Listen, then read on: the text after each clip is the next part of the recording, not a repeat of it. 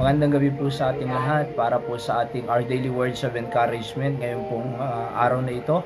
August 14 ng Friday. Ano po? At tayo po ay manalangin before we read our text. Dakilang Diyos, salamat po sa gabing ito. Pagpalain niyo po ang inyong salita na aming pag-aaralan, na makapulot kami muli ng words of encouragement na pwedeng magpalakas sa amin sa araw-araw na aming buhay. I-bless nyo rin po lahat na nakikinig, saan man sila dako naroon. Patawad sa kasalanang nagawa. Ito pong aking dalangin sa pangalan ng aming Panginoong Jesus. Amen. Alright, so sa Revelation 4:11 po muna tayo mga kapatid. A very familiar passage in the Bible. Ang sabi po doon ay dito ng Bible ay dito po, O Lord, to receive glory, honor, and power, for they created all things, they were created all things, and for thy pleasure they are and were created. Okay? So, again, ang pamagat po natin ay thou art worthy, O Lord. Tandaan niyo po mga kapatid, kaya ang purpose po bakit tayo create ng Diyos ay to give honor, glory, and power to the name of the Lord Jesus Christ. If you miss that, if you are living without a purpose of glorifying, giving pleasure to the name of God, you are missing the very purpose of our existence, mga kapatid. Kasi hindi po tayo nilikha ng Diyos para po sa ating sariling kapakanan. Hindi po tayo create ng Diyos for our own pleasure. Hindi rin po tayo create ng Diyos para po magpayaman sa lupang ito. And hindi rin po tayo nilikha ng Diyos para talaga makabili ng malaking bahay, maraming sasakyan, or kumita ng napakalaki. Hindi.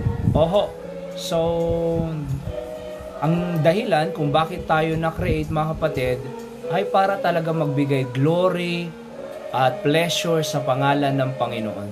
Maliwanag po doon sa Revelation 4:11, for thou art worthy, O Lord, to receive glory, honor, and power.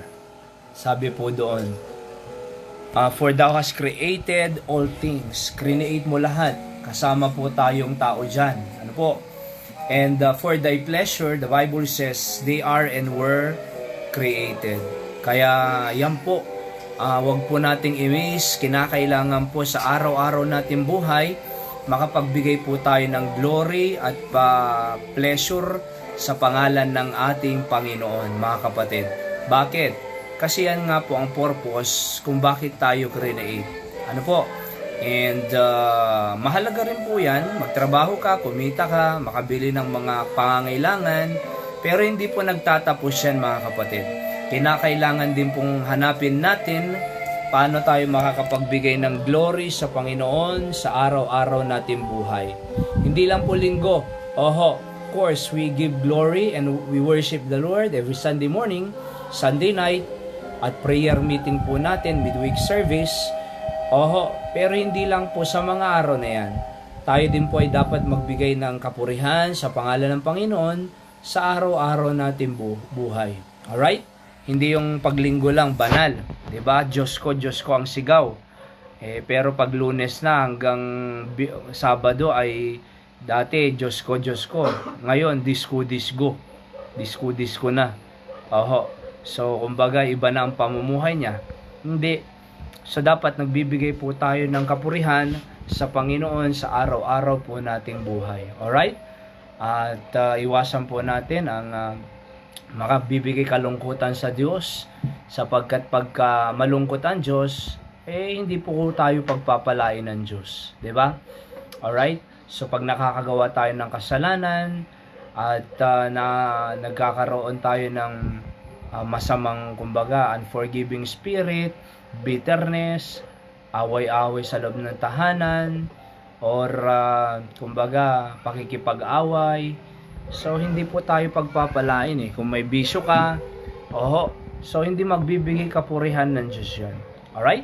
Kaya tanungin po muna natin ang ating sarili, ito bang ginagawa ko ay nagbibigay kapurihan sa Diyos? Bisyo ko ba nagbibigay kapurihan sa Diyos? Sinisigawan ko yung asawa ko, magbibigay bang kapurihan sa Diyos? Di ba? Oo, pag disobedient ako sa parents ko, inaaway ko siya, nagre-rebelde ako, ay nagbibigay ba yan kapurihan sa Diyos? Pag nagsisinungaling ba ako sa asawa ko, nagbibigay ba yan kapurihan sa Diyos? Di ba? Oo. At kapag hindi ako nagsisimba, nagbibigay ba kapurihan sa Diyos? Dapat meron pong tanungin natin. Ano po? Itong business ko ba ito?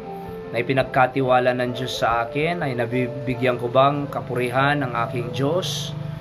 So tanungin mo kasi ang buhay natin ibinigay para magbigay kapurihan sa Diyos. Trabaho mo ibinigay para magbigay kapurihan sa Diyos. Negosyo mo ibinigay para magbigay kapurihan sa Diyos. Pag-aaral mo ibinigay para magbigay kapurihan sa Diyos. Diba?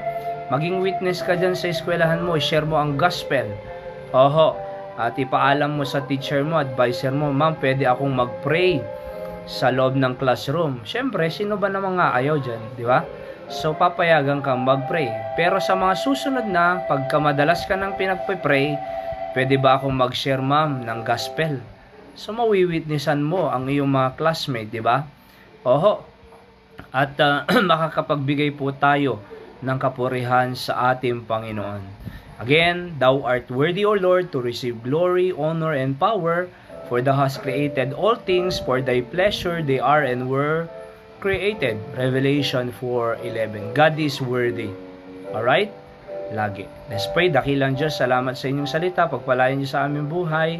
Nanaway tunay nga na na-realize namin, napaalala sa amin that the very purpose of our existence, of our creation is to give glory, honor, and power to the name of Jesus Christ. Thank you.